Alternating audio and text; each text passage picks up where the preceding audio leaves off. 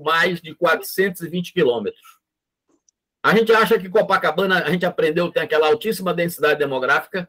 Olha lá, o Brasil são 23,81 habitantes por quilômetro. O Amazonas, 2,23.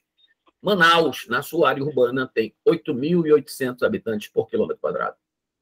A gente não tem essa percepção, né, aqui. Mas eu queria compartilhar com vocês esses números de uma forma mais, digamos, próxima. Isto que eu mostrei aqui é um efeito do modelo Zona Franca. Quando isso começou, no censo de 60, o Amazonas tinha 720 mil almas, certo? Manaus, 175 mil. Nós éramos 24% da população do estado. A gente vem crescendo muito forte a partir do meado da década de 60. Para nós chegarmos à população de 2021, o IBGE diz que o Brasil tem 213 milhões. 213 milhões, 317, 639. Isto dá um crescimento de 200,02%. O Amazonas cresceu mais do que o dobro do Brasil. Passou de 721 mil para 4 milhões e 269. 492%. Manaus cresceu 1.187%. Eu estou aqui na palestra. Isto não é algo solto. Isso não é algo que aconteceu por acaso. Não tem nenhuma capital brasileira. Óbvio que uma pequena cidade... Aliás, das capitais brasileiras, nós perdemos por Brasília, porque Brasília sai do zero, né? Mas é outra dinâmica, tá? Mas o mais importante, se os senhores olharem a última linha escura, há um crescendo da concentração populacional em Manaus. 24% a gente parte em 1960, 32, 44, 48, 49, 51 e 52. Esse processo ainda não se exauriu. A gente pode achar que ele, digamos, diminuiu a sua velocidade, mas nem tanto. Né? Nem tanto. Né? Então, este processo de crescimento não se exaure ainda. Deixa eu ver se eu consigo mostrar aqui. Então, veja bem, uma síntese. O Amazonas é a 14ª economia do país. É o 11º per capita e o primeiro na região norte, em PIB. Manaus, a cidade, tem a 6ª posição geral no país. A 3ª posição em atividade industrial, que representa 82% do PIB. Essa terceira está em vermelho por uma razão muito simples. Se você pegar o IBGE, vai aparecer em quarto. O quarto é Campos do Goytacazes, onde eles contabilizam a exploração de petróleo na costa do Rio de Janeiro. Certo?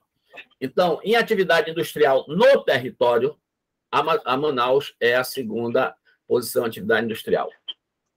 De novo, um pouquinho aqui. Qual é o significado disso?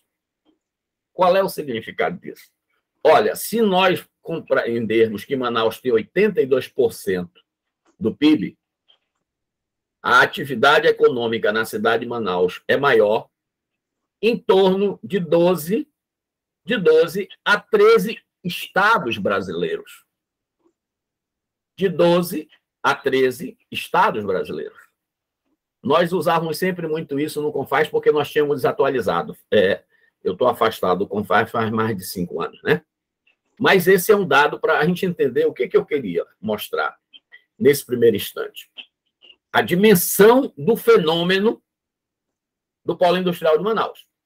Porque essa atividade econômica vem toda com o motor a partir do polo industrial de Manaus. Então, veja que isso impactou no crescimento, por vezes desordenado, da nossa cidade, que cresce 5 vezes mais, uma taxa 5 vezes maior populacional do que o país. Certo? 5 vezes maior. E isso concentra numa área, que representa 0,006% do território do Estado. 420 quilômetros quadrados de 1.560.000 quilômetros quadrados. Então, isso tem algum significado de natureza econômica que eu gostaria de explorar mais na frente. Agora, quais são as principais críticas que se faz ao modelo? Vamos começar pelas críticas e depois a gente volta eu desligo aqui e a gente vai fazer uma conversa mais direta. O primeiro ponto que a gente trabalhou ao longo desses anos, que a Receita Federal põe, que a gente ouve tudo quanto é canto, é o gasto tributário, a renúncia fiscal. Né? Eu digo, olha, deixa eu dizer uma coisa aqui. A renúncia fiscal é aquilo que o governo abre mão em termos de impostos para ter uma atividade. Isso, eu diria, olha, a gente precisa olhar com um olhar do tamanho correto. Por quê? A nossa competição é o exterior e não o Brasil.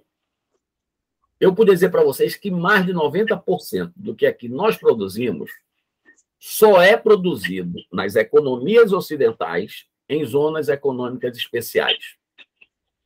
Em zonas econômicas especiais.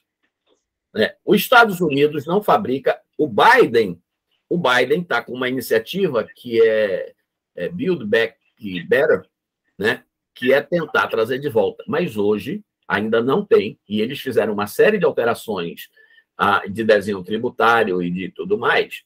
Os Estados Unidos não fabrica uma televisão. Os Estados Unidos não fabrica um celular. Nem a Inglaterra, nem França. Mas eles têm outros tipos de produtos de alta tecnologia. Na Europa, sim. Em alguns poucos. Então, esse é o primeiro ponto, mas que nós temos que ter claro. Nós temos as maquilas mexicanas, uma série desses pontos, mas a minha afirmação é o que aqui produzimos só é produzido nas economias ocidentais em zonas econômicas especiais.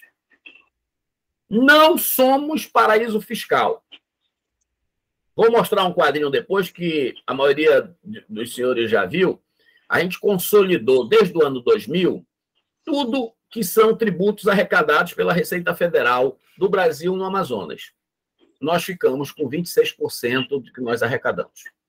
Significa dizer, isso tem um significado, significa dizer que nós colocamos no Tesouro Federal, e se não volta para o Amazonas, 74% do que aqui arrecadamos contribui para o desenvolvimento nacional, para o investimento público, para a manutenção do Estado brasileiro em outras regiões. O outro ponto é que as alíquotas, é complicado dizer isso, né? Definidas são para viabilizar o modelo. Elas não seriam cobradas em outras condições. Por que eu quero destacar essa questão da alíquotas? Me acompanhem, por favor, um instante. Alguns anos atrás, a Petrobras tinha interesse numa das partes, eu não sei se na condensadora ou na coisa do split, mas por conta disso, a alíquota desse produto era zero. Zero. E como a NCM, lá você sabe muito bem disso, como a NCM das duas partes são iguais, o ar-condicionado, na prática, tinha uma alíquota zero de IPI. Nesse momento que a gente começou a se preocupar com isso, o mercado brasileiro já tinha 53%, 54% atendido pelo produto importado. E muitas vezes o produto importado não tinha nem as regulações a que está submetido o produto brasileiro. Enfim, nós conseguimos realinhar a alíquota do IPI. Quando nós realinhamos a alíquota do IPI, o que aconteceu? Aumentou a produção nacional, nós conseguimos ir para 85% do mercado e, então, redesenhamos a participação de mercado. Mas você sabe o que aconteceu? Sabe que aí apresentaram um estudo que isso era danoso para o país. Por que era danoso? Porque aumentou, e a gente vê na frente outro ponto, a balança comercial negativa da Zona Franca de Manaus. Ora, se nós formos assumir esse mercado, então nós começamos a importar mais partes e peças. É fato. Então, a nossa economia, a nossa balança cresceu num percentual que é pequeno, mas cresceu. No entanto, fez decair em valores relativos a balança comercial brasileira. Só que esses valores relativos em relação ao global total era algo menor do que 0,1%. No entanto, na prática, nós gastávamos menos reservas cambiais importando. Então, o que eu quero mostrar é o seguinte: essas alíquotas, elas têm um papel, sim, de competitividade e proteção. Mas o cara pega e carrega e diz assim: nós estamos abrindo mão, porque o Amazonas não paga essa alíquota. Se fosse em outro ponto do território nacional, estava pagando. Então, nós queremos olhar tudo isso junto. Não é verdade. Não seria produzido dentro do território brasileiro se não tivesse favor fiscal. Então, essa questão de renúncia não existe. Olha lá o dado que hoje eu só estou aqui até com 2019. De 2000 a 2019, os tributos totais arrecadados no Estado somaram 162 bilhões. 162 bilhões. A parcela que nós recebemos de volta a título de transferências constitucionais obrigatórias foi de 42 bilhões e meio. Significa dizer que 120 bilhões, em valores históricos não corrigidos, nós entregamos para o governo federal, para a União, para o país chamado Brasil. 120 bilhões até 2019. O fato é que a gente arrecada, por exemplo, isso aí, esses valores estão bem maiores, mas olha o que tem. A gente arrecada 14 bilhões, fica com 4, e entrega todo ano 10 a 12 bilhões para a União. Certo? Então, nós não somos um paraíso fiscal, a renúncia funciona a favor do país. Se ela não existisse, nós não teríamos a produção no mercado nacional. Ah, mas eu posso colocar essa renúncia, como é feita na lei de informática, em outros pontos do território nacional. Verdade. Mas se nós estamos aqui questionando a renúncia fiscal dentro do território amazonense, imagine por que eu vou colocar a renúncia em outros pontos do território nacional que tem uma economia mais desenvolvida, que tem uma infraestrutura melhor, que tem uma logística mais consistente. Muito bem. Vou correr um pouquinho aqui para a gente não pegar. Aí a balança comercial, essa coisa toda que a gente importa e causa, gasta divisas do Brasil. Eu diria que as nossas importações são virtuosas. Importamos insumos acabados, insumos e não produtos acabados. Insumo e não produto acabado. Esse é o modelo de integração econômica que eu acho que nós devemos buscar sempre. Eu tive a oportunidade, e eu não sou economista, olha, eu tive a oportunidade de participar de um debate com o Cano, o doutor Lavô sabe como é o nome dele, Wilson Cano, né? Uhum. E o professor Wilson Cano dizendo o Amazonas é um problema para a União por conta do alto nível de importação. Nós tínhamos de fazer algo como o Pará, que gera receitas. Eu disse, eu queria que nós aprofundássemos isso. Olha, se nós olharmos as nossas principais importações, todas aí, eu peguei as maiores, partes destinadas aos aparelhos de posições tais, telefone, de televisão, parte de aparelhos telefônicos, telefone e redes celulares, processadores e controladores, circuitos integrados, paládio em forma bruta ou em pó, petróleo, memórias. Então, veja, insumos que têm um desenvolvimento industrial e agregação de valor local, gerando emprego, receita pública, conhecimento e tudo isso. Aí eu disse, doutor Wilson, professor Wilson, o que é melhor, isso ou o estado do Pará, que gera recursos, é verdade, mas ganha um buraco na natureza, deixa zero de receita para o Estado, zero, porque é uma exportação, não paga um centavo de ICMS na exploração mineral, que vai para a exportação, e também federal, pagando royalties, que são um valor baixo. Então, a gente tem de olhar para cada uma dessas coisas. Balança comercial. Não, essa nossa balança comercial é exitosa. Exitosa. Esse é o tipo de importação que qualquer país deve fazer. O que era melhor? Nós exportarmos a soja bruta ou prensada ou em óleo, né? Então, a gente não consegue fazer isso. Então, essa é uma questão que é colocada sobre a balança comercial. No processo produtivo e competitividade, essa é uma mais nova crítica. Eu não sei se eu estou indo muito rápido nesse sentido, qualquer coisa a gente discute. Tranquilo, tá bom. Professor Miquelis, o senhor falou alguma coisa? Está desligado o seu microfone. Não, eu acho que está no ritmo legal. Estou até imprimindo algumas coisas. No ritmo. Tudo bem. Eu posso compartilhar depois. Mas a mais nova crítica, e isso é coisa de economista aí, que diz o seguinte, que são contra a Zona Franca, que qual é a expressão que eles usam? Uma ineficiência dos investimentos produtivos. Por quê? Porque eu tenho de levar do Amazonas para Pernambuco, do Amazonas para São Paulo, certo? Os meus produtos. E, às vezes, trazer de lá. Eu digo, olha, isso é muito interessante, abre oportunidade para dois tipos de argumento.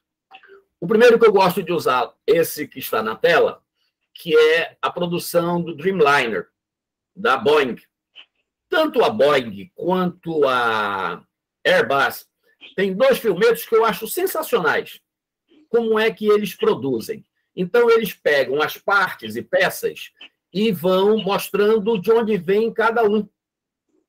Né? Então, aqui, aqueles wingtip da Coreia, as partes móveis e fixas das asas dos Estados Unidos, a própria asa do Japão, o centro da fuselagem vem da Itália, a frente da fuselagem vem do Japão. Né? Então, vai mostrando, tem Japão, tem os Estados Unidos, França. No da Airbus, mostra até que tem partes e peças que vêm da África. Veja, então, quando a gente quer vender uma ideia, a gente fala, como a Boeing e a Airbus faz, que tem uma integração mundial no seu processo produtivo. Óbvio que seria muito mais, digamos, eficaz se isso tivesse num centro industrial único. Mas isso faz a roda da economia andar. Veja, um dos trabalhos, doutor Lavor, que a gente começou a fazer e quer trabalhar aqui agora, é o seguinte, justamente para também desmistificar esse ponto, a gente já mensurou quanto da economia brasileira a gente movimenta ao entregar uma motocicleta saindo de Manaus para o Espírito Santo, em termos de postos de trabalho, até de rodovias, de todos esses aspectos do consumo, isso faz andar a economia. Mas o ponto mais importante é conceitual. É conceitual. E eu gosto de ser absolutamente pragmático. Eu acho que não cabe um label, nem liberal, nem aqui. A minha posição é que cabe ao Estado um determinado nível de intervenção na economia. E cito um exemplo nosso. Nós aqui somos jovens há muito mais tempo. Eu estava no colégio militar e fui 2 ou 3 vezes ao canteiro de obras do aeroporto Eduardo Gomes. CCPAIM, Comissão de Construção, Projeto, Aeroporto Internacional de Manaus. Quantas vezes, a pergunta que eu faço é, a lógica do mercado teria construído, no meio da selva, em 1974, concluindo em 76, um aeroporto daquela dimensão. Quando o Eduardo Gomes foi concluído, era o primeiro aeroporto que tinha finger no Brasil, era o mais moderno em termos de equipamentos de segurança de voo e tudo. Nunca, eu já respondo, nunca a lógica do mercado teria feito um investimento desse. Não vejo como isso teria sido feito. Por outro lado, passa-se 50 anos, ok? O Estado brasileiro tem um limite do fôlego do seu capacidade de investimento. Esse aeroporto precisa de duplicação. Uma das coisas que nós mais defendemos, então, foi a privatização do aeroporto Eduardo Gomes. Se nós olharmos, e nós temos essa experiência, se nós olharmos, eu gosto de usar o exemplo do aeroporto de Brasília. Dizem que o aeroporto de Brasília foi o último a ser reformado porque ele se chamava Juscelino Kubitschek, apesar de ser aeroporto da capital. Mas foi reformado. E parecia grande, parecia novo. A iniciativa privada veio e transformou aquilo nos aeroportos mais modernos do Brasil. Mas mais do que isso, aquilo era um hub que já estava sufocado em termos de voos nacionais. Eles não tinham, salvo charter, eles não tinham um voo para o exterior. Hoje, de Brasília, você voa para a Europa, para os Estados Unidos, para a América do Sul. Então, veja bem, o que eu acho que é pragmatismo. Pragmatismo. E o pragmatismo é também a questão de que você não pode se deitar à lógica do mercado. Por quê? Esses investimentos em Manaus, eles são ineficazes, são ineficientes, não é ineficazes, ineficientes. Porque se eles foram feitos em outros locais, teria menos custo. Mas aí entra a questão do processo de desenvolvimento. Do processo de desenvolvimento. Certo? Eu, com todo respeito, eu brinco que assim, você não pode ser, ao mesmo tempo, liberal e defensor da Zona Franca de Manaus. Por quê? Porque é uma das maiores intervenções do Estado na economia. Mas é uma intervenção, na minha visão, que deu certo. É uma intervenção que traz competitividade. E eu queria explorar com os senhores algumas coisas que eu sempre digo que nós somos um enorme desconhecido. Alguns detalhes do modelo Zona Franca que a gente não percebe.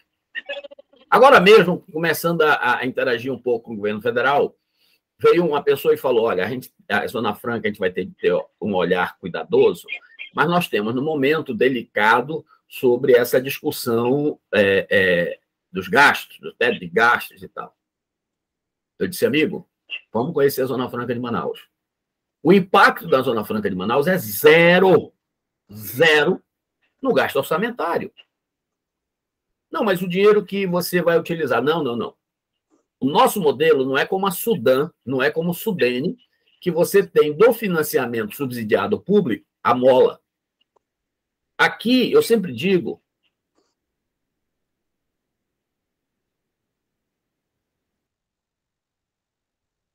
O áudio está... Sumiu o áudio. Congelou. E aí, Cristóvão? Eu acho que vai retornar o áudio dele. A internet está ruim realmente em vários setores, né?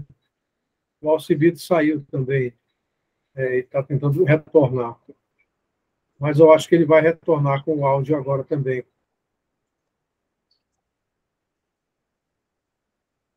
Vai dar Isso. palestra. Excelente. No ritmo.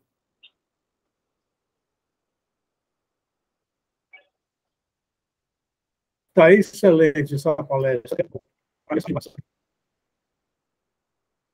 Tá. Agora a ilustração. Complicado, né, rapaz? A palestra está excelente. Inclusive, eu coloquei mensagem agora no WhatsApp, né?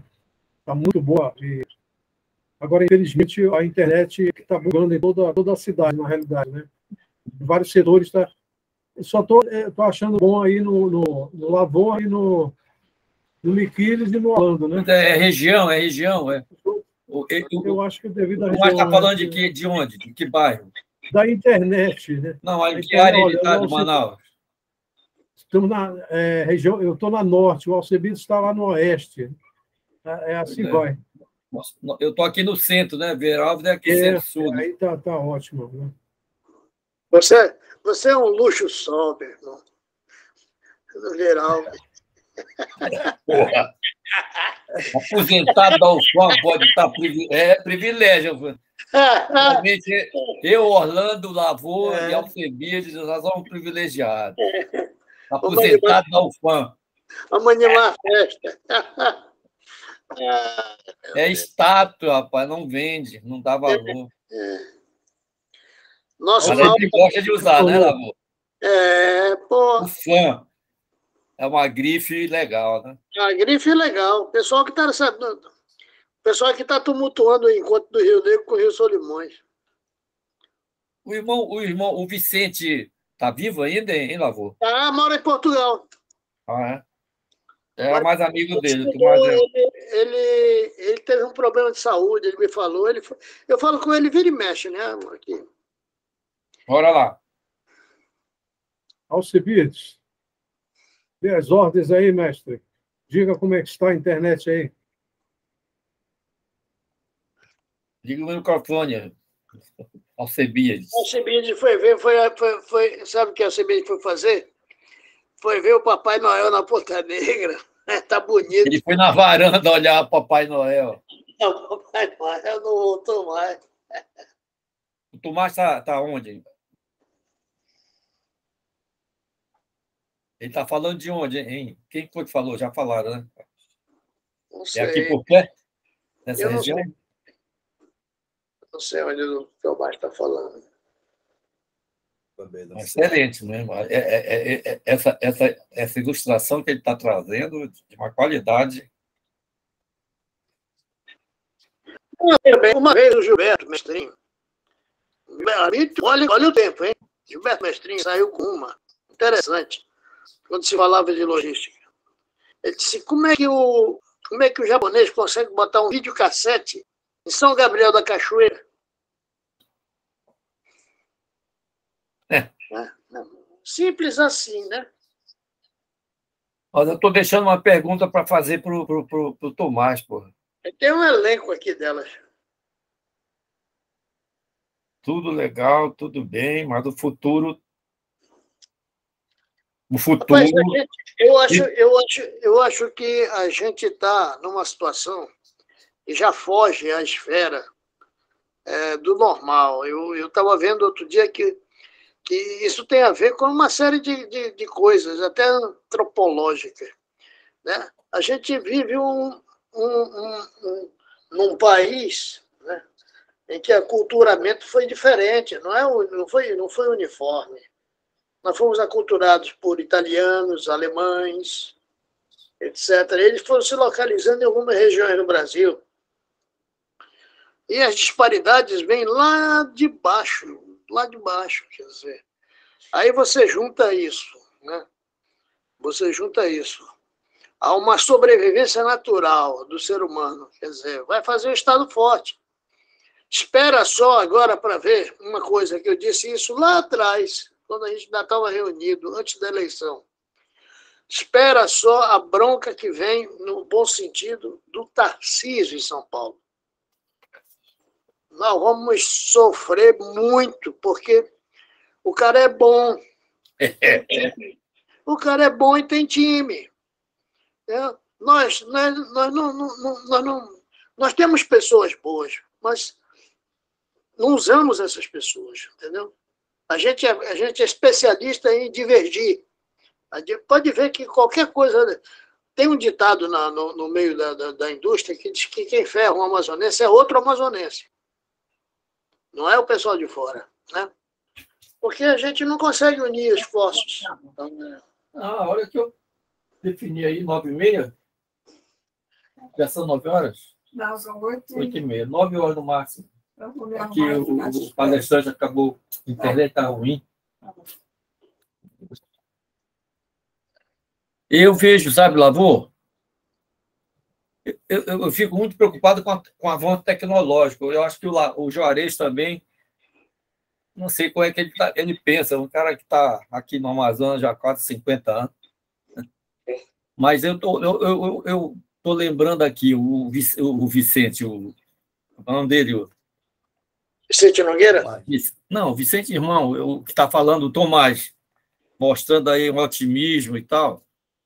Mas aí, quando ele com esse otimismo e com essa velocidade que ele dá no raciocínio que ele faz, né? E demonstra esses dados que aqui até imprimi umas coisas que eu não tinha isso. Mas é legal. Bem, eu estou lembrando que o Jaime Benchimol, numa palestra, falou. Ele começou a palestra falando sobre Zona Franca e não acreditando mais no distrito, dizendo com o celular na mão, ele dizia assim, olha, aqui nós temos rádio, telefone, computador, e começou a listar quantos equipamentos Tem não só. está na nossa palma da mão. O que vai ser das indústrias de telefone, de computador? Como é que vai evoluir isso, Lavô? Você que está dentro e o Juarez também, que tem essa experiência de consultor.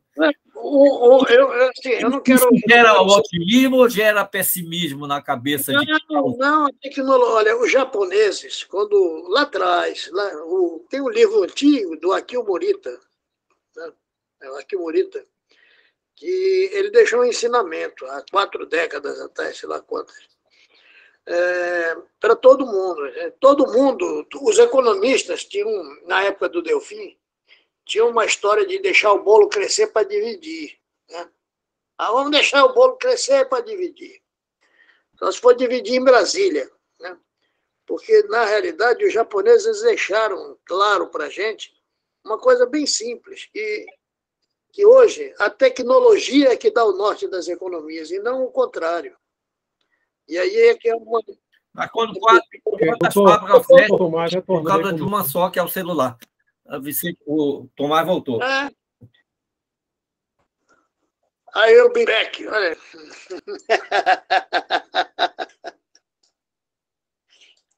Microfone, Tomás. Microfone, meu amigo. Microfone. Eu até mudei mais perto da sala para ficar mais perto do roteador, para ver se a gente tem menos problemas, não é? Bem, mas aí, deixa eu ver como é que eu faço. Só queria terminar rapidinho aqui, justamente para abrir para a gente naquele mesmo conversar. Processo, doutor Tomás. Entendeu? Naquele mesmo processo, naquela setinha lá embaixo, né? Apresentar agora. Estou tentando. Está ótimo. Fazer isso agora. Excelente. Mas, deixa eu lhe dizer, então a gente tem diversas... Na minha visão, o modelo não é perfeito, mas ele gera renda, ele gera receita pública, certo? Ele gera integração produtiva com o país e com o mundo, e não há como negar que ele gera uma conexão com a questão ambiental. O Amazonas tem 97%, mercê de 2 questões. Uma, que a malha rodoviária não avançou, e outra, que nós temos, então, uma atividade econômica que oferece emprego formal, que dá uma possibilidade de menor impacto ambiental. Por isso que eu quis mostrar lá no início aquela evolução demográfica que centraliza em Manaus. Mas eu queria mostrar, há uns anos atrás, professor Miquiles, o Vicente nos diz que ele quer mandar aqui um economista americano e quer entender por que colocaram um polo industrial no meio da floresta. Esse sujeito veio ao Brasil e fez estudos e análise e tudo isso. Depois ele se tornou presidente nos Estados Unidos da Ecological Economic American Society, coisa desse tipo, né? Que eu não sei se alguns dos senhores conhecem, que é o Jim Scan. E no trabalho que fez o Dr. Jim Scan, se vocês estão me vendo, né? Ele submeteu, então, fez um trabalho e submeteu, né, a seus pares.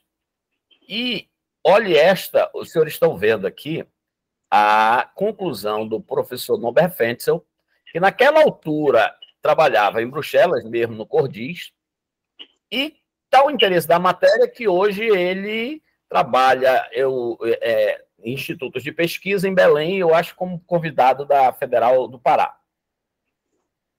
Todos os dados apresentados indicam que a verdadeira fusão do PIN é de um catalisador econômico, que, de um lado, alivia a pressão sobre a floresta amazônica, e, por outro lado, é capaz de canalizar recursos financeiros para a educação e desenvolvimento de ciência, tecnologia e inovação, que, por sua vez, impulsionam o desenvolvimento de tecnologias e inovações de processos econômicos sustentáveis a longo prazo. Então, deixa eu dizer o que eu queria concluir dessa primeira etapa.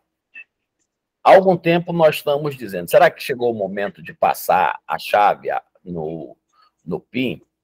Nós tivemos oportunidade, quando passamos para a CEPLAN, para fazer um trabalho sobre a diversificação econômica. E, na minha visão, eu já me coloco aqui, o termo é esse, é diversificar. E aqui, só por conta do tempo, para que a gente não se alongue mais, poderia aprofundar em diversos outros aspectos, é somar, é acrescer, certo? O Jaime Benchimol fez um estudo interessantíssimo, que a gente às vezes fala dessas outras alternativas econômicas como se elas fossem substitutivas. E o Jaime mostrou, por exemplo, que os recursos do faturamento do turismo no Brasil, todo ele, do Brasil inteiro, é apenas uma fração do que nós faturamos no polo industrial amazonense. Eu tenho uma apresentação um pouquinho mais longa, mas o que eu vou concluir para que possa ouvir os senhores. Minhas conclusões. O polo industrial do Amazonas faz sentido, por essas razões que nós dependemos. Nós precisamos colocar outras atividades. Eu tenho todo um trabalho sobre crítica ao polo industrial Amazonas. Qual é a minha crítica? Os senhores verão por aí. É a concentração da atividade econômica na cidade de Manaus. Ora, se é verdade que Manaus tem 80% do PIB, e se nós extrairmos o petróleo de Urucu e a casterita de Presidente Figueiredo, sobra menos de 8% no PIB da atividade industrial do interior. Mas veja o seguinte, o IDH tem 3 viés: educação, atividade econômica e longevidade. A Atalaia do Norte tem o pior indicador do Estado. Mas sabe que nós somos baixos em atividade econômica, e esse é o grande desafio. Nós somos médios na educação, mas nós somos altos. Todos os municípios do Amazonas têm superior a 7 no indicador longevidade. Então, aquela história que nós aprendemos dos nossos avós, que aqui nós tínhamos pobreza e não miséria, é relativamente verdadeiro, que se reflete na questão da longevidade. Não que nós tivéssemos coisas excepcionais, Maués é fora da curva, mas o fato concreto é que são duas realidades econômicas. São duas realidades econômicas distintas. Então, para concluir, tem diversos outros aspectos que a gente pode discutir aí. A diversificação, a introdução de novas matrizes, como o turismo, como a piscicultura, como a fruticultura, tudo isso, elas não têm o condão de substituir o polo industrial de Manaus. Mas por que elas são importantes? Olha, o turismo ele precisaria ser incrementado muitíssimo para ter alguma relevância. No entanto, o município amazonense que mais cresceu o seu PIB foi Novo Airão, graças à atividade turística. Então, ainda que se você considere no total aquilo pouco, mas é relevante para aquelas comunidades. Isso levaria mais outro tempo, eu não quero encher a paciência de vocês, mas a minha diferencial dessas atividades econômicas de diversificação é que elas deveriam ser voltadas para o mercado externo. Nós estávamos fazendo um trabalho com aquela cadeia de varejo que a Amazon comprou, né, na Califórnia, como é o nome, vou lembrar. A Amazon não tinha presença física, comprou uma cadeia americana de varejo, né, que era para ter os pés nas duas pontas. Muito bem. Para vender, colocar nossos produtos, né, o açaí, certo? No mundo inteiro. Agora, um ponto que eu concluo para chamar a atenção. O Vicente vive repetindo. Easier said than done. É mais fácil falar do que fazer. Por exemplo, energia solar. Energia solar é área demandante. Para você colocar energia solar, se você não tiver tecnologia, você tem de devastar a floresta. Piscicultura, que é proibido no leito natural. Para que você desenvolva, você tem que ter lâmina d'água, que tem também um impacto monumental para derrubar a floresta. Então, ou seja, minha visão para o Amazonas, nós temos um caminho de 2 pilares para o nosso desenvolvimento. Mas o primeiro deles é sim assegurar a tranquilidade para o polo industrial de Manaus. Porque ele é que fornece os recursos públicos para essas outras atividades. Doutor Lavô, além do ICMS que as empregas pagam, elas contribuem, nos meus cálculos, com mais 16,6% do faturamento em FTI, UEA, FMPES. Certo? Sim. Tudo isso vem, então, do Polo Industrial de Manaus. Ou seja, eu queria ser menos dependente, eu queria ser totalmente independente. Mas, para nós construirmos nosso futuro, nós temos de fazer o fortalecimento. E o que passa? Por alguns pontos. Primeiro, pelo marco legal definido completamente. Por um desenho de segurança jurídica. Por ampliação dos mercados. Aqui na Pan-Amazônia, nós temos um PIB de 80% do PIB brasileiro, um outro Brasil, praticamente. E 120 milhões de pessoas. Eles consomem motocicleta, eles consomem ar-condicionado, eles consomem celular, e nós não os atendemos. Os nossos celulares vão para os mercados nacionais pelo modal aéreo. Lima é mais perto do que São Paulo, ou até mesmo Recife. Né? Por conta dessa força do modal, o Amazonas, o Eduardo Gomes tem as 2 rotas de maior densidade em termos de aérea. Manaus, São Paulo, São Paulo, Manaus. Então, nós precisamos ampliar os mercados, ampliar os produtos, certo? Investir em tecnologia, mas existe um espaço enorme ainda para crescimento. E, paralelo a isso, desenvolver aquelas outras atividades, levar a atividade econômica e levar, eu diria, até o capitalismo ao interior do Estado. Então, essa era, digamos, isso é só um passar de olhos, porque tem muitos pontos, e aí eu posso ficar dando voltas, né? Mas eu queria dizer para os senhores o seguinte, a minha visão, nós temos que ser muito críticos do polo industrial de Manaus, mas ele ainda é o motor da nossa economia. Nós temos que fazer correções de rumo, mas ele ainda é o motor da nossa economia. Essa é a minha visão. Obrigado. Nada, obrigado também, Tomás. Excelente contribuição a sua, meu amigo. Cadê o coordenador? Coordenador que está, o Cristóvão, que está... Parabéns, doutor. Doutor Cebides, pode ligar seu microfone? Eu não estou vendo o Alcebides. Bem, turma, olha só. Eu tenho um compromisso agora familiar.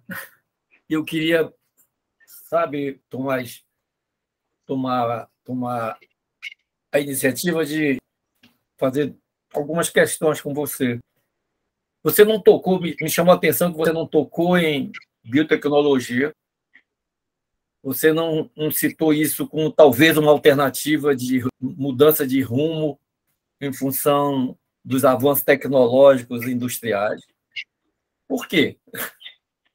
Não, veja bem, eu tenho um trabalho sobre a diversificação. E a diversificação, eu entendo, vem muito baseada no conhecimento científico, e dentro disso, a biotecnologia. É que apenas justamente, isso é tão mais amplo do que nós falamos, então eu apenas quis focar, por questão do tempo, é o seguinte: fundamentar que nós temos o polo industrial e nós temos de iniciar a diversificação, certo? Aqui na biotecnologia. Ela joga um papel fundamental. Muita ciência, muito conhecimento para o desenvolvimento, inclusive da biotecnologia aplicada. O professor Estevão Cavalcante, como eu sempre brinco com o nome dele, o Monteiro de Paula, Estevão Monteiro de Paula, né?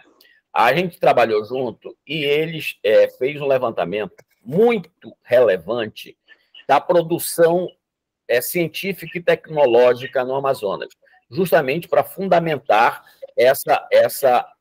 outro viés da nossa economia. Então, nós temos muita pesquisa de base, nós temos alguma pesquisa aplicada, mas à medida que você vai avançando para o desenvolvimento, inclusive, de produtos, é muito raro. Então, esse é um papel que o poder público tem de induzir, certo? Porque o conhecimento da ciência básica nós temos, mas nós temos de fazer chegar ao mercado para se tornar uma atividade rentável, relevante, né? Esse é o desafio. Se eu não aqui explicitei, é porque eu realmente fiz esse foco. Mas, para mim, ele joga um papel absolutamente fundamental. Absolutamente fundamental. Tomás, eu vejo dois instrumentos, o INPA e o Instituto Geld, lá do Pará, pois já devem ter um banco de dados a respeito de biotecnologia que já devia estar sendo aproveitado, pelo menos, eu acho uma alternativa. Nós estamos um elefante branco ali que devia também estar funcionando para desenvolver, a nossa UFAM, que fez uma fábrica de medicamentos que era para explorar um pouco o produto da nossa biotecnologia, e nada funcionou. Mas isso é coisa de um homem de 80 anos que já viveu tanto tempo aqui, torce tanto pelo nosso Estado. Mas o que eu gostaria de colocar como segunda questão que eu anotei aqui, Tomás, é coisa que me chamou a atenção também na tua palestra. Teve um momento que você falou que o distrito, não sei se foi essa a palavra, o distrito, a existência do distrito, a evolução do distrito e o faturamento proporcionado para o Estado pelo distrito, e ele travou a malha viária interestadual do Amazonas com o Brasil. Não, eu disse o seguinte... É uma afirmativa... Não, perdão. Nós não vamos ter estrada nunca.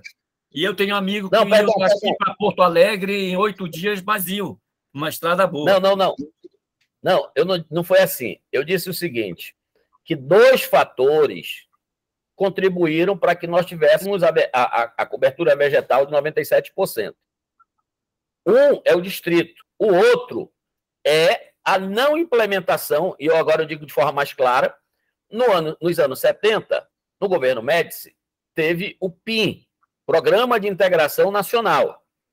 E no Programa de Integração Nacional jogava um papel fundamental as rodovias na Amazônia. A Transamazônica, que é a 230, a Perimetral Norte, certo? E as duas que ligavam a BR-74 e BR-319, no Amazonas. E a então, os outros estados saíram, mas a Perimetral Norte nunca saiu no papel, não tem 1 quilômetro, certo? No conceito do Arco Norte, né? A Transamazônica, ela não tem trânsito nacional, ela tem trânsito local, a BR-230. E a 319 foi comida pela floresta. Então, eu disse que a não implementação da malha rodoviária, eu não disse que o distrito tem a ver com isso, eu digo que a não implementação da malha rodoviária e o emprego formal concentrado na cidade de Manaus foi que propiciaram esse desenho, bem ou mal, de cobertura vegetal nativa de 97%. Eu tenho comigo, do experimento, da experiência de discussão nacional, e aí sim, deixa eu lhe dar uma... Eu não sei se caiu aqui, tem alguém ouvindo? Todo mundo. Eu estou ouvindo bem. Tá. Vocês estão me ouvindo? Sim, está Olha, tudo bem. Tá. Eu não sei, salvo a minha conveniência pessoal, se eu colocaria a 319 nas minhas prioridades. Sabe, eu digo o seguinte, o fato de nós termos a nossa malha hidroviária, nós desenvolvemos soluções tecnológicas para isso. Eu cito um pouco o exemplo da Holanda, que tem uma situação difícil e para desenvolver tecnologia para isso. Ora, se eu continuar a melhorar, e aí, tecnologia mesmo, começa-se a embarcar nas balsas sensoriamento para aumentar o nível de segurança, né? Com robótica e coisa dessa natureza. Então, para mim, que gosto disso, ter a 319, ter liberdade é uma coisa. Mas, sabe, eu prefiro que a gente tenha uma capacidade de trânsito. O transit time é maior no hidroviário, mas é muito mais barato. Certo? Então, eu não sei se eu faço essa troca. Deixa eu como é que eu digo aqui? Confessar uma coisa que eu digo que um dia desse eu ponho no meu livro de memória. Em 1998, 98, fez-se a privatização das telas. E eu, representando o Amazonas na reunião do Confaz, o ministro, era o Pedro Parente que representava o Malan, pediu que nós dispensássemos, nós íamos votar, não uma anistia, mas uma dispensa dos débitos das telas, da Telamazon. A Telamazon devia um dinheiro muito bom para o Estado, que a gente tinha autuado e tudo mais. Mas eles queriam que fizesse essa dispensa para facilitar o processo de privatização. Aí eu me opus, eu disse, não, mas alguma contrapartida nós precisamos ter. 1998. Eu engrossei tanto caldo que ele disse assim, secretário, eu vou ligar para o governador, o ministro vai ligar para o governador, porque nós precisamos de uma... Era unanimidade, nós precisamos de uma luz hoje aqui. Aí eu liguei para o Samuel Hanan, que era o vice-governador, e para o Amazonino ficar de prontidão. E eu disse, a gente deveria colocar uma contrapartida nisso. O Samuel pensou, disse, me dá 3 alternativas. A gente fez aqui, vamos assegurar o asfaltamento da 319. E o Malan, nós paramos a reunião do Confaz, era esse Centro Cultural do Banco do Brasil, onde está sendo a transição. A reunião, excepcionalmente, foi lá. Volta o próprio ministro Malan para presidir o Confaz e dizer que tinha sido superado e que o governador do estado tinha cedido para nós fazermos a dispensa. Eu ainda não tinha recebido o telefonema, eu disse, eu preciso da voz direta do meu governador. E logo depois me ligaram dizendo. Então, aí, só que me pediram para registrar, isso está no Confaz, eu já pedi as atas disso, está registrado. O governo federal assumiu o compromisso de asfaltar a 319 em troca da dispensa dos créditos que o Estado tinha com a Telamazon para facilitar o processo de privatização. Onde é que eu quero chegar? A 319 é importante, mas de 98 para cá, eles engabelaram a gente, mas nós crescemos. De 98 para cá, eles não fizeram a coisa aqui, mas nós entregamos no Brasil, nós desenvolvemos outros métodos, nós conseguimos um grau, nível de eficácia que é menos impactante do ponto de vista ambiental, sim. É isso que eu quero colocar. Então, eu não disse que o distrito foi responsável, não disse que os militares não completaram por circunstâncias históricas, né? E eu não sei se a gente precisaria. Eu lhe confesso isso. Eu tenho um amigo que diz, Tomás, você está equivocado, porque se isso fosse verdadeiro, a BR-174 teria se transformado também num enorme corredor de devastação e não se transformou. É um argumento relevante. Eu confesso, né? Bem. Eu não queria tomar, como eu falei, eu tenho compromisso familiar, mas eu vejo, sabe, para encerrar, tem gente aí querendo fazer pergunta, com certeza, se essa estrada, eu não sou tão xiita, viu, Tomás? Eu acho que essa estrada faria com que nosso estado e essa região desse um salto de qualidade em termos de desenvolvimento econômico e social, porque a ocupação dessas terras até Porto Velho, um padrão de estrada que, com certeza, é necessário ter, se é que vai ser um dia, nós vamos ter um dia o privilégio de ter essa estrada, com certeza, muitas cidades seriam implementadas dentro dessa margem dessa estrada, e não ia devastar nada, não ia perder nada. Eu não acredito na devastação em função da estrada. Eu não acredito. Eu votaria a favor da estrada, sinceramente. Eu queria pedir desculpa e licença para me retirar também, mais tarde. Tomás, não é isso? Eu não sei o teu sentimento. Não, entendi. Não, eu acho que tem coisas que a gente tem de realmente aprofundar e discutir, né? Eu, nesse ponto, estou, digamos, um ponto fora da curva, porque a maioria das pessoas tem uma posição no sentido de que nós deveríamos ter a BR-309 asfaltada o mais rápido possível. É fato. Eu gostaria, eu digo que eu não faço isso cavalo de batalha. Eu sei quanto a questão ambiental, verdadeira ou não, mas é colocada na mesa e cobrada da gente. Colocada na mesa e cobrada da gente. Aí, nós estamos vivendo esse drama hoje lá no Egito. Pois é. Imagina. Olha, vamos passar 4 anos fechados. Eu vivi... Deixa eu lhe dizer. Eu vivi nos últimos 30 anos nessa coisa de ser cobrado. Eu dizia o seguinte, rapaz, o Amazonas, no âmbito do CONFAS, nas discussões que a gente tinha no Congresso Nacional, o Amazonas tem de ser a moça mais comportada do baile, só por conta da Zona Franca. Ou seja, como a gente tem a Zona Franca, como tem benefício fiscal, tinha de ser top. A gente era cobrado o tempo todo, né? Então, isso é verdade. A gente vai ser cobrado. É uma escolha. É isso aí. Parabéns, hein, Tomás? Deixa eu me retirar, pedir desculpa, uma boa noite. Dá um abraço quando puder.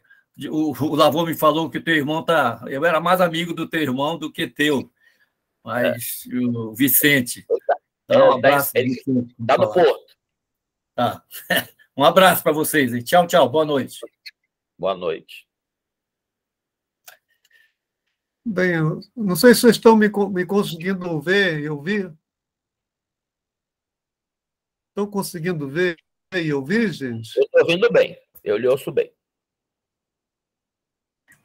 Pois é, rapaz, infelizmente eu não consegui acompanhar a sua exposição. Eu considero uma matéria tão importante, tão delicada.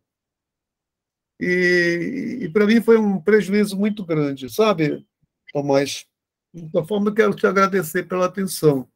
Eu quero dizer o seguinte, esse nosso grupo, ele reúne agora, a primeira segunda-feira do mês, abordando um tema importante. Nós já fizemos mais de 80 reuniões virtuais, com comparecimento de reitores, ex-secretários de Estado, etc.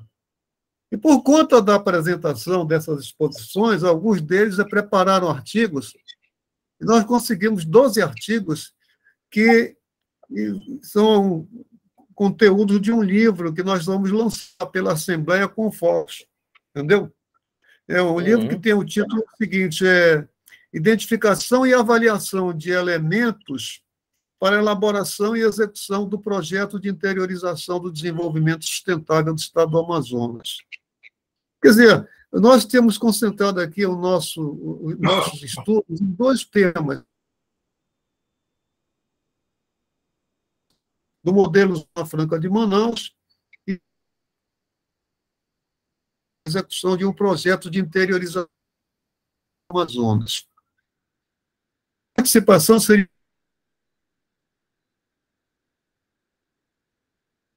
Eu não estou conseguindo mais É ouvir o muito professor Sebi. importante.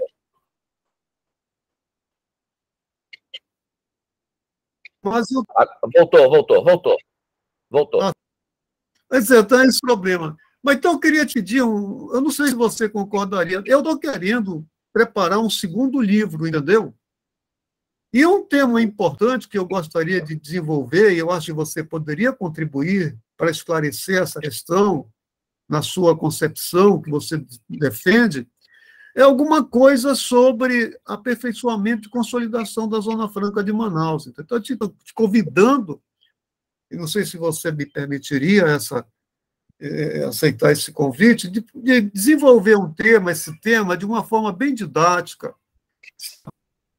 Nós publicássemos isso num livro, um livro sobre o desenvolvimento do Amazonas, entendeu? Porque considero esse tema importante. Oi? Eu diria o seguinte, me parametrize. Tamanho do artigo e tudo isso, que aí a gente trabalha. Ok? Eu vou passar para você esses parâmetros, entendeu?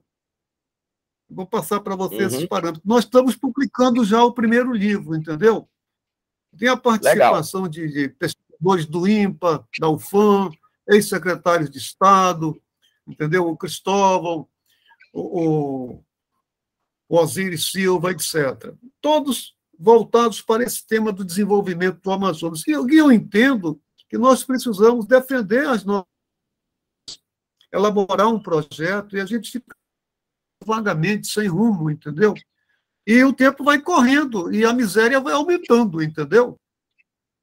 Nós temos aqui 50% quase da população do Amazonas da linha da pobreza, abaixo da linha da pobreza, depois de 55 anos de vigência da Zona Franca de Manaus, entendeu? Então, te formulo esse convite, e lamento, olha, francamente, eu não sei se você está me ouvindo. Eu estou ouvindo bem, estou acompanhando aqui agora. Mas é interessante porque eu acho que os outros a gente fez checagem periódica, tá? Entendeu? Então veja bem,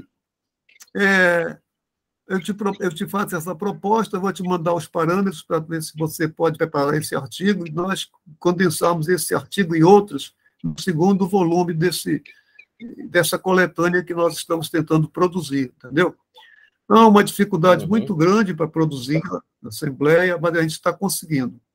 E tem um outro ponto, nós não temos espaço para discutir esse tema, né? Não temos um momento para aprender mais sobre esse tema. E as decisões, quase sempre, elas vêm de fora do Estado para o Estado, porque nós aqui dentro não conseguimos fazer valer as nossas propostas, porque nem temos propostas, às vezes, para apresentar, entendeu? E outra coisa, olha, se você... Eu falei com o Cristóvão, porque eu estava saindo, entrando, eu disse, pô, Cristóvão, é tão importante a exposição do Tomás, que se a gente pudesse convidá-lo a fazer essa exposição presencial lá na Assembleia, no auditório, entendeu? Num tempo que ele pudesse reservar para isso, seria importante, porque eu acho que a eu a sua experiência, você já foi ex-superintendente da SUFRAMA, é muito importante. Eu formulei, infelizmente, eu não participei, não consegui acompanhar, a internet hoje está muito difícil, e seria outra proposta, viu, Tomás? Desculpa essa audácia de fazer essa proposta. Não, deixa eu lhe falar uma coisa. Eu estou absolutamente à disposição. Eu sempre digo que a gente tem de travar essa batalha da comunicação, de esclarecimento, de trazer dados para o debate. Eu tenho, não é um artigo, eu vou disponibilizar para os senhores, né, um trabalho sobre a questão justamente dos outros aspectos tecnológicos, de biodiversidade, de matriz, essa coisa toda. Mas eu estou absolutamente à disposição para que a gente possa conversar sobre isso. Nesse instante, eu acho importante o papel... Pessoalmente, não tem nenhum problema. Pessoalmente. O meu foco nesse instante é acompanhar as demarches digamos, de discussão desse novo governo. A minha proposta que eu levei à bancada é que nós colocássemos o tema polo industrial na mesa. Junto com colocando isso, colocasse no tema a discussão da diversificação econômica do Estado. E eu acho que a gente vai avançar nisso. Eu conheço muito bem o Nelson Barbosa, que é um dos 4 integrantes do Comitê de Economia. Já mandei algumas coisas com ele e disse assim, nós vamos estruturar. Então, eu estou esperando que a gente possa fazer isso, né? Mas, independente disso, eu estou à disposição. À disposição, me mande os parâmetros do artigo e me diga quando é que você quer que eu, só com alguma antecedência, né? Porque depois de algum tempo, professor Cebides, como o senhor viu lá na coisa aqui, eu faço Uber Kids. O meu trabalho fundamental é levar menino de um canto para o outro, os netos de um canto para o outro. E aí, como tem uns fora do estado, eu vou visitar, eu só preciso ser com antecedência para que a gente se planeje. Só isso. Ok? Tem um questionamento a fazer, doutor Alcebides? Olha, eu não posso aproveitar a oportunidade que você está nos dando, viu? E nós vamos acertar isso. Oi, Cristóvão. Oi, Cristóvão. Cristóvão, agora eu estava lhe ouvindo bem. O senhor ainda está aí? Não, ele está na fila com a mão aqui levantada. Segunda mensagem que está aqui na minha tela. Mas ele não fala aí. É a rede dele que caiu. Ele caiu da rede. Não, mas eu vou acertar terrível, com o Cristóvão e com os outros. Eu vou acertar com o Cristóvão e com os outros para marcarmos um dia para você repetir essa exposição lá na Assembleia, numa reunião pessoal, física, tá bem? Aí a gente põe os dados que não explorou aqui. Meu amigo Lavô está aí querendo com a mão levantada. Lavô, por favor. Vamos, Lavô. Lavô, o microfone está desligado. Olha. Seu microfone está desligado. Alô, boa noite. Agora, tudo bem? Deixa eu aproveitar a vaga do professor Lavoura aí. Estou aí já. Quero cumprimentar o nosso amigo Tomás, parabenizá-lo aí pela excelente apresentação, pelas informações, pela riqueza de detalhes. Quero agradecer aí pelo encontro. Eu tenho agora um compromisso às 9h também. Precisaria atender, que acabou trabalhando, infelizmente, aí pelas questões aí de logística, né, de internet. Eu acho até que o professor Alcebides podia reprogramar essa reunião de hoje com o mesmo tema, inclusive, para poder a gente ter mais tempo, né? Perdemos aí uns 40, 50 minutos no início, muito importantes. Professor Juarez, o senhor me permite? Professor Juarez, o senhor está me ouvindo? Estou ouvindo. Oi, professor Juarez, você está me ouvindo? Estou ouvindo. Eu acho que o Juarez... Não, ele está ouvindo bem, ele está ouvindo, ele só deu uma parada. Eu parei porque o senhor me perguntou.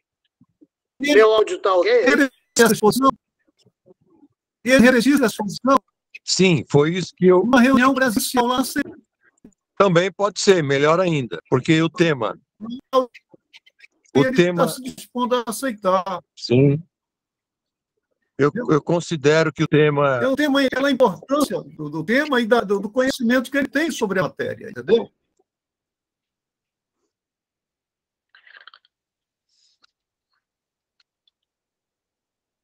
Ok, eu estou à disposição.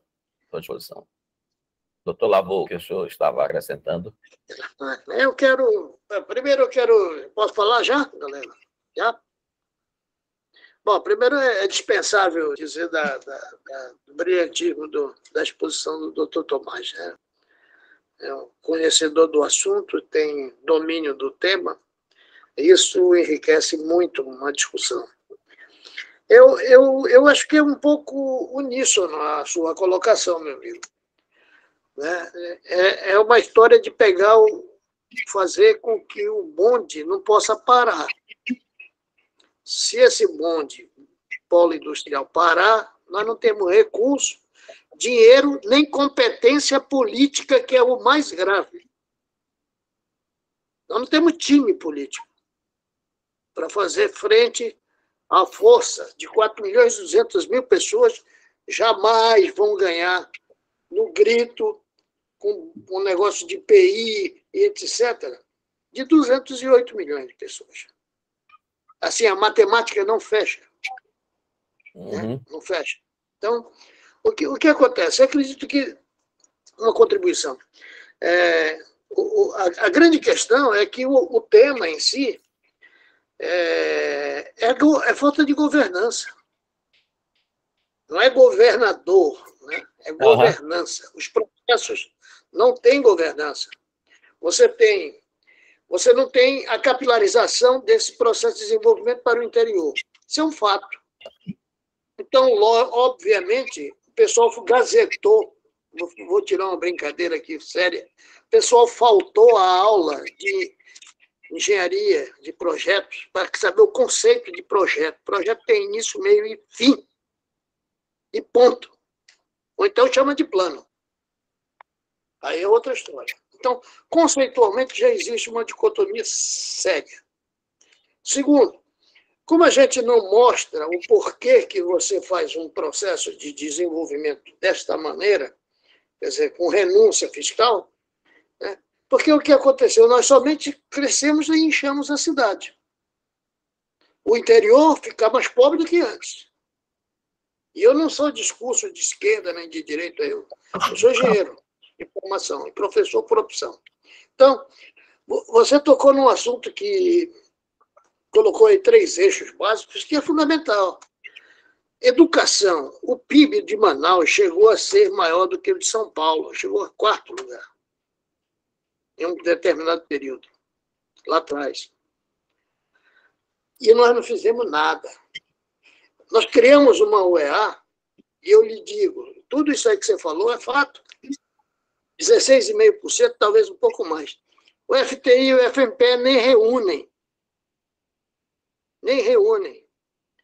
Os governos usam esse recurso para pagar outras fontes, outras despesas. Nós não fazemos ciência e tecnologia com um fundo de interiorização de desenvolvimento. Nós não fazemos os 3% previsto na nossa Constituição para essa área.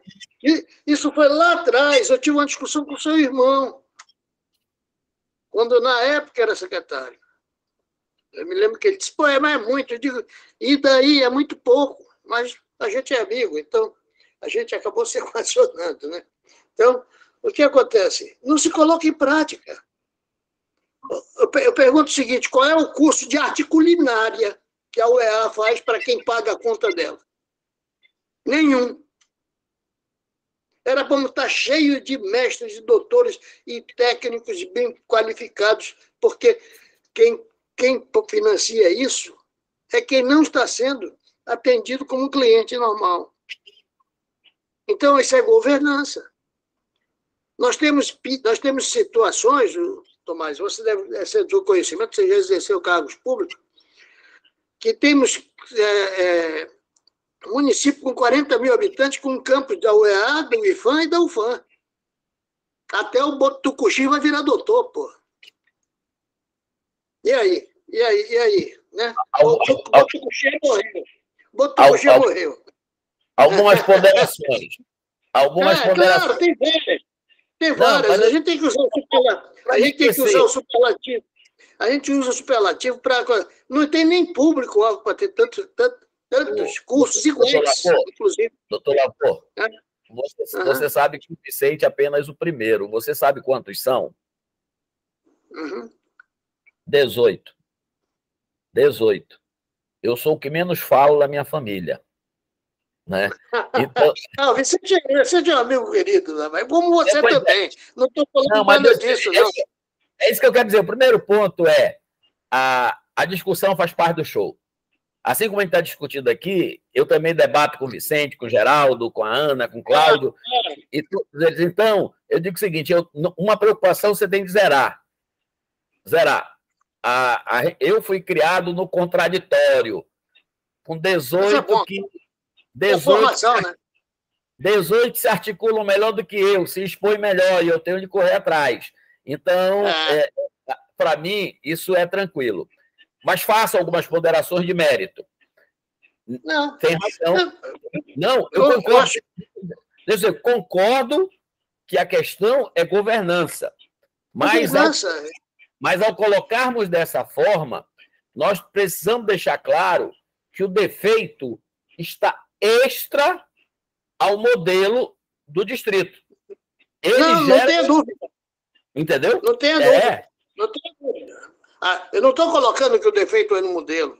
Eu estou dizendo que é difícil a gente manter essa discussão e ganhar alguma coisa no Brasil em função de não utilização da riqueza gerada no modelo para desenvolver o Estado. Aí nós temos de juntar as mãos e nós temos que fazer isso. E nós temos que fazer isso. É o cerne da questão para mim. Entendeu? Não, eu não vou reclamar. O meu único senão da sua fala é que eu não vou reclamar se o Amazonas tiver todos doutores. Então, eu acho que a UEF... Eu falei no superlativo. Eu entendi o exemplo para exemplificar, ok. Mas eu entendo o seguinte, veja, que a UEA, que é algo extremamente positivo, se nós não levarmos...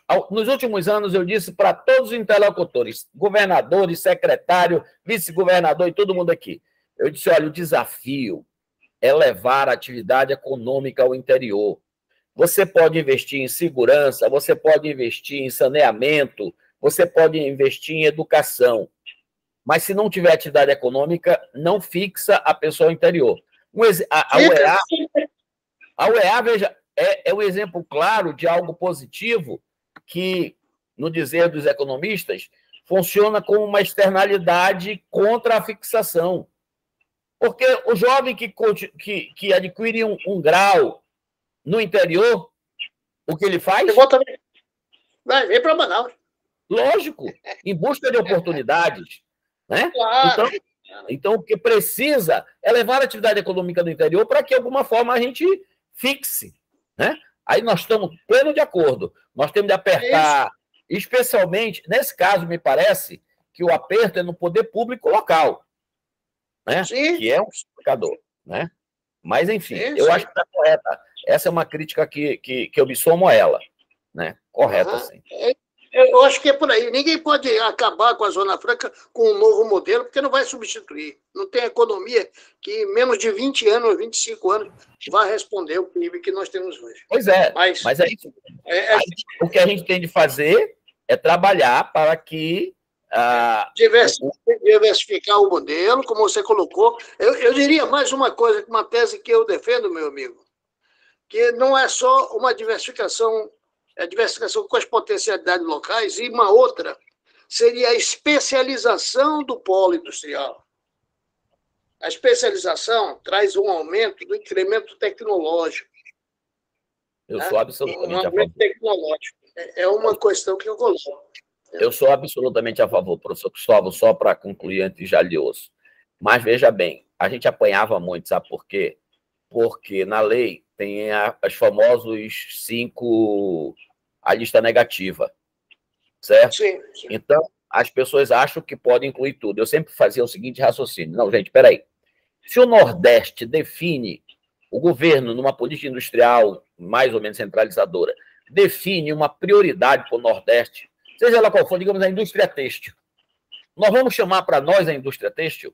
Então, significa que a lista negativa ela é uma segurança, mas nós temos de racionalizar justamente para algum nível de especialização. Concordo. Sim. Porque senão há uma dispersão e, cá entre nós vamos somar adversários em outros pontos. Né? Mas isso aqui, vou lhe dizer uma coisa, nessa discussão do IPI, e já concluo aqui, nessa discussão do IPI, você sabe o que foi que mais deu confusão? Não foi aquilo que, como eu disse, se não fosse fabricado no Brasil, fabricado fora dele. Mas nós, para fazermos, e fizemos de forma torta, para fazermos a integração e a diversificação, fizemos lá um PPB que considera qualquer coisa que tenha um produto regional. Aí sabe o que aconteceu?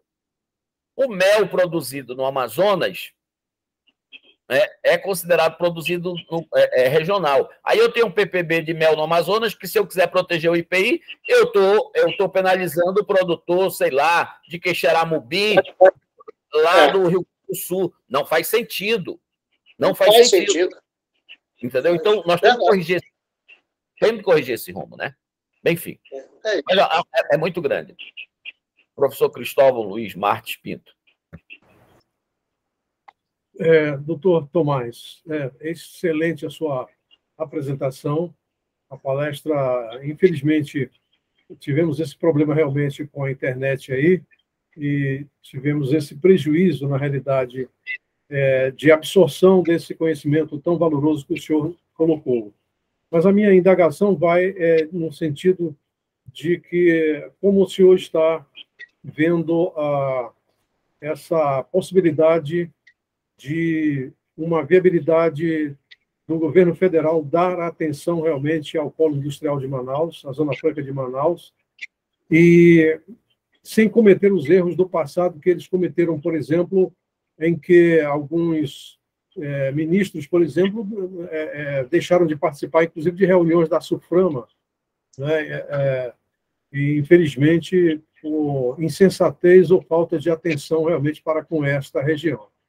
Eu queria saber se o senhor tem uma credibilidade nesse novo governo para que haja realmente um fator de desenvolvimento regional no Estado. Deixa eu lhe dar minha experiência concreta. Eu trabalhei de forma mais direta desde o governo FHC, né? Com dificuldades. A gente tem uma relação própria com o doutor Pedro Parente, mas ele nos disse uma vez o seguinte: olha, não tem futuro para a Zona Franca. Nós temos compromissos internacionais, nós temos a expressão era essa, equalizar os impostos na fronteira. Então, não tem espaço para isso. Mesmo quando o Poder Público Federal tinha uma diretriz, eu ouvi isso, nós conseguimos, a minha proposta sempre era, vamos nos debruçar sobre a Zona Franca, colocar uma lupa, vamos olhar. E toda vez que se faz isso de verdade, eu acho que a gente consegue avançar um pouquinho. O Lula, presidente, conhece como poucos essa realidade. Mas o fato disso não significa vida mansa. Deixa eu lhe dizer aqui por quê. Qual é a minha proposta para a bancada hoje? Eu tenho trabalhado com eles. É o que eu falei há pouco. Vamos colocar na mesa e vamos dissecar. Nós perdemos para o Brasil a batalha da comunicação. O polo industrial de Manaus tem muitos defeitos, mas fora de Manaus as pessoas veem isso aqui como uma grande maracutaia. Então, nós temos de colocar sempre, né, os aspectos concretos que nós temos aqui, benefícios, o que funciona para a vida brasileira. Ponto. Então, a minha proposta é essa. Vamos nos expor, vamos, com essa comissão de transição, colocar na mesa. Porque aí toma-se uma decisão, quais são os rumos, a gente fica buscando segurança jurídica, que não apenas o presidente, isso tem de perpassar toda a máquina pública.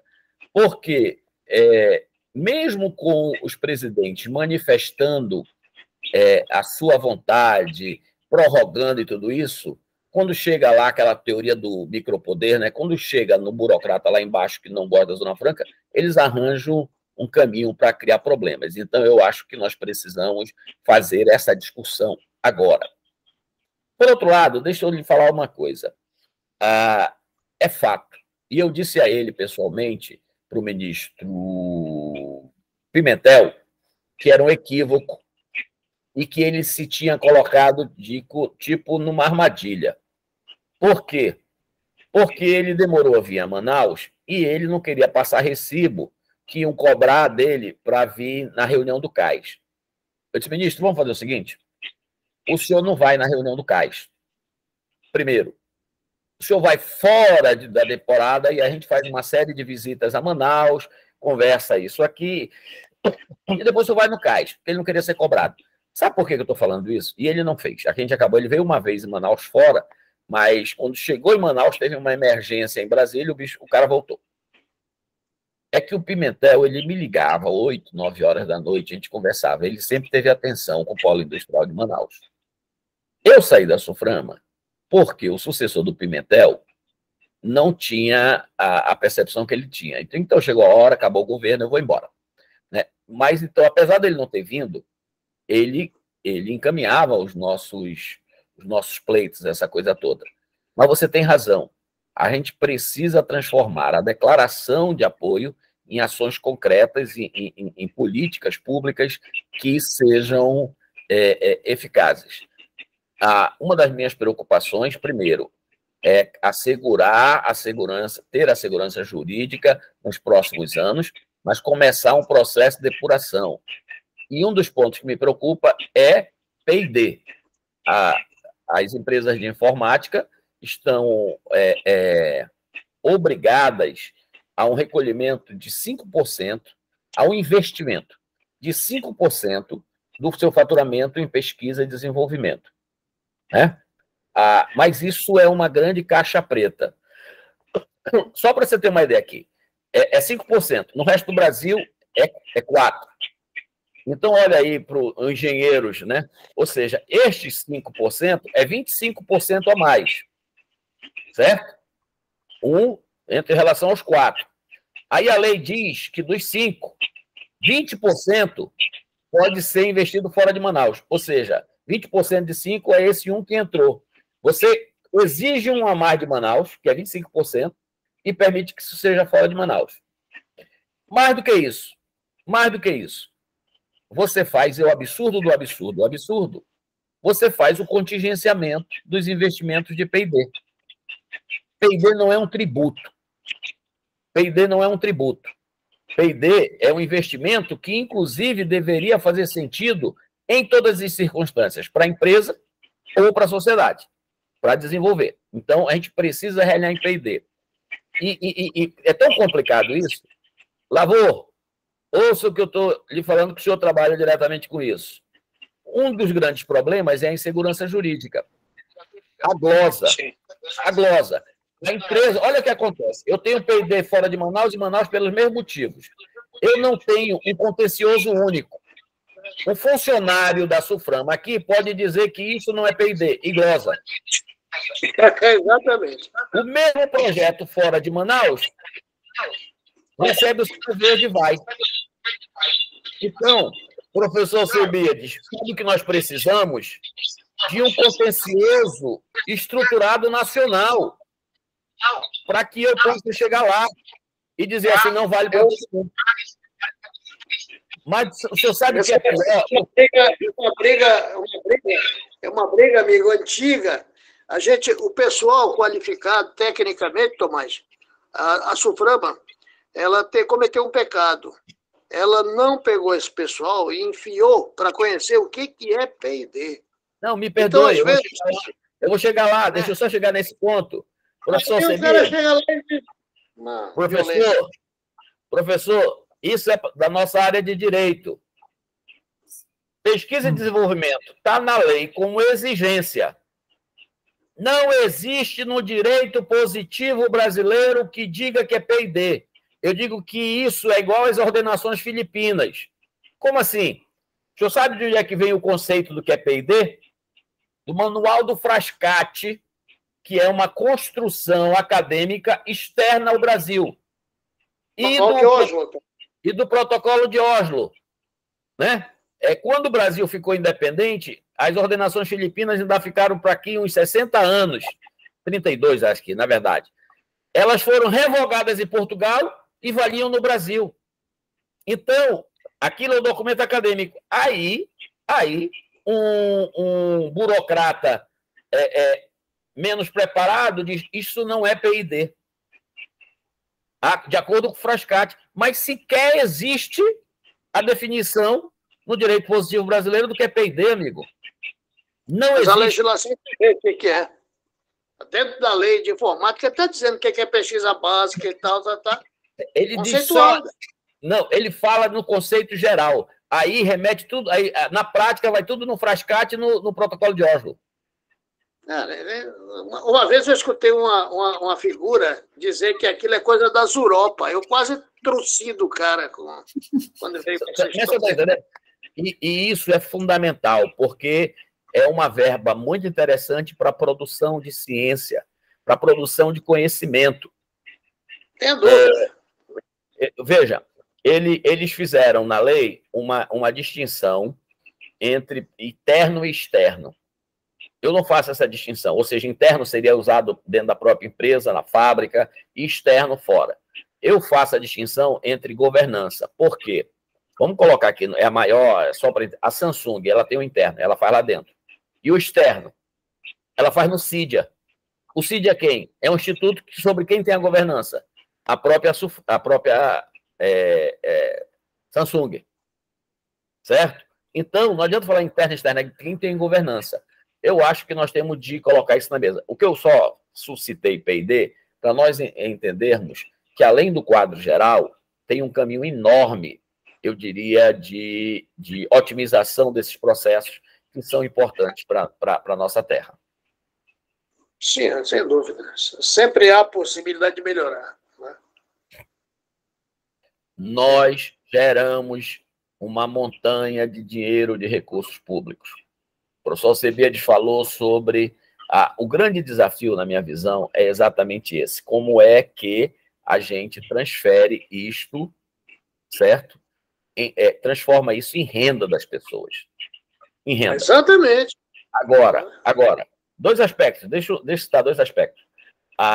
Um deles é que a gente tem uma situação de pobreza, por isso que eu coloquei aquele quadro demográfico. Nós somos ainda uma área de atração de população. Não é, digamos, a taxa de natalidade da mulher amazonense que fez nós crescermos nessa dimensão. É que todo dia este processo ainda não parou. Nós somos uma atração de população externa. Esse é, eu diria, um ponto que a gente não pode deixar de considerar. Mas esse outro ponto leva, em outros aspectos, a preocupação quando nós vamos desenhar a diversificação. Vou dar um exemplo na área do turismo. O turismo fez, macroeconomicamente, o Novo Airão tem um maior crescimento do PIB. Mas olha o que acontece na prática. Como é que a gente entende aqui? A gente diz que conhecimento é tudo. O sujeito vende um pacote de pesca em Novo Airão de 5 a 8 mil dólares nos Estados Unidos. Os caras vêm para a experiência da vida deles e sobem para pescar. Ok, tem um custo ainda do barco, aquela coisa toda. Mas o sujeito que vai fazer ele ter a experiência, quem conhece lá, eu fui pescar em Novo Airão, não conseguia um peixe. Aí veio o caboclo do barco e disse assim, o cara do barco disse assim, ele vai lhe levar onde é que é. Eu nunca pesquei tanto na minha vida. Eu disse, rapaz, esse caboclo tem um cara lá embaixo amarrado para colocar os peixes no meu anzol. Não é possível. Mas o fato é o seguinte, o caboclo que detém um conhecimento, se em 5 mil dólares ele defender 40, é muito. Então, tem muitas... Você está entendendo? Como é que a gente faz essa geração de renda ficar para a população que precisa? Né? Então, são diversos desses desafios que a gente tem nesse processo de diversificação. Não é simples, não. Não é simples. Cristóvão, você está me ouvindo agora, Cristóvão? Tá. Positivo. Eu deixei duas propostas aí para o Dr. Thomas. Depois a gente vai conversar e acertar com o grupo de tentar reproduzir essa reunião presencialmente lá na Assembleia. Porque eu acho que o Dr. Thomas tem uma contribuição enorme, uma experiência, e se dispõe a passar para todos nós essa experiência, esse conhecimento que ele tem. Nós não podemos perder isso. Há uma carência, sabe, de conhecimento, infelizmente. Há uma carência. Nós para debater esses temas. Entendeu? Facebook, na live. Estou falando aqui para... Decisões... Ouvindo música. Estou passando aqui. Bem, eu estou à disposição. Me coloco de novo à disposição, é só marcar. Estamos conseguindo ouvir. Hoje. Bom, eu só tenho a dizer... Senhores, bilateralmente, vamos organizar tudo e eu estou à disposição. Hoje realmente está muito complicado para todos nós. Sim. Bom, mas quem vai... o problema é tecnológico, né, Tomás? Vamos ver se o... nós queremos parabenizá-lo, viu, doutor Tomás?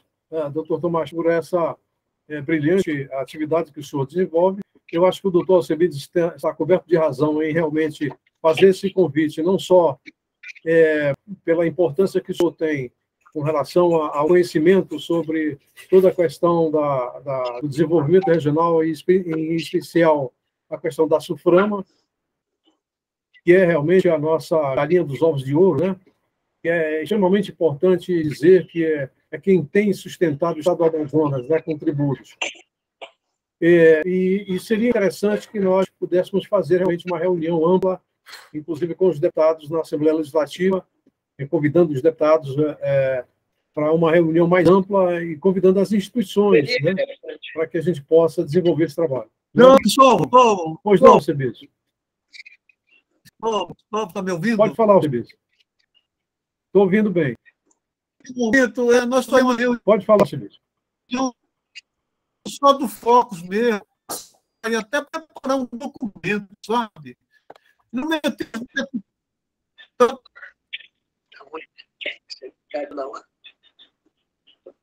Acho que está me ouvindo, né? Caiu de novo aqui. Está me ouvindo? Não. Oi. Nossa, tá bom. Hoje está complicado, né?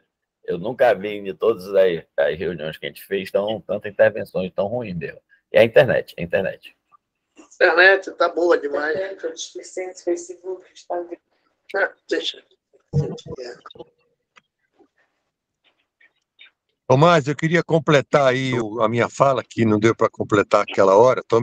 Mas escutando bem. Bem claro, bem claro. E a sugestão, continua que eu estava falando, além de parabenizá-lo, né, pela riqueza de informações, pela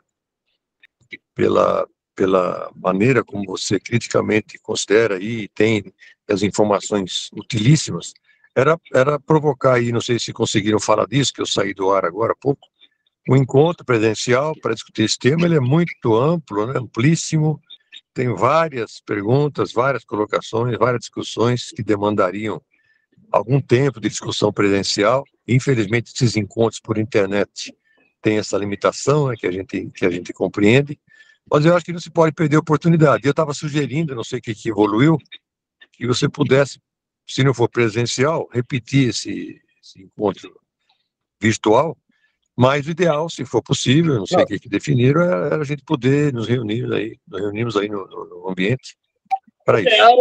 Seja presencial. E aí sim, de lá tirar algumas conclusões e reflexões. Há muita controvérsia também nesses temas aí falados, como BR, floresta, tributos, empregos, tecnologia, 4.0. Eu reconheço que há opiniões e opiniões, há pontos de vista e pontos de vista, diversos para discutir, de diversas formas, e eu acho que todo mundo só tem a ganhar, né? Quem pensa no Amazonas teria só a ganhar se puder conduzir uma discussão nesse sentido e poder admitir aí as várias opiniões a respeito e construir alguma coisa nesse sentido. Era esse o sentido da minha sugestão, de repetir isso de alguma forma, no outro formato, e parabenizar mais uma vez e agradecer aí pelo convívio dos amigos e pela oportunidade que temos aqui de agendar, pelo menos, uma discussão sadia sobre temas aí que interessam ao Amazonas aí. Era isso, um abraço a todos e obrigado. Estou à disposição e agradeço. Tomás. Meu caro Juarez, eu só repeti o que eu disse para o meu amigo Lavô. Eu diria que eu fui criado no debate.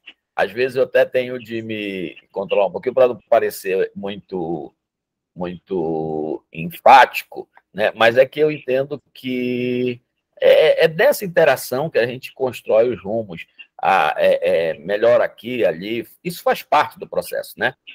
Então, eu estou à disposição sempre, e isso eu digo sempre, Amazonas. Eu trabalho com a bancada, o da esquerda, o da direita, o do centro, né?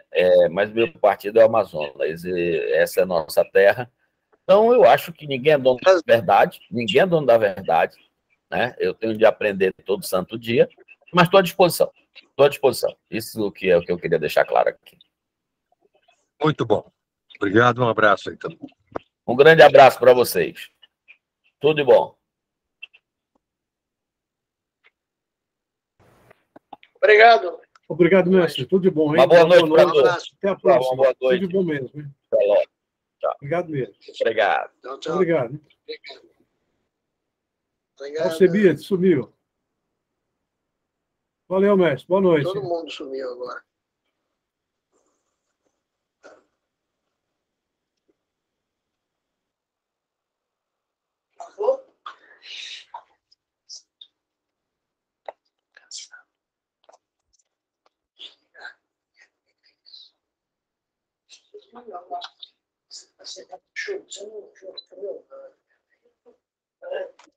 Como eu vou tomar sopa aqui para eu buscar? Que horas que é?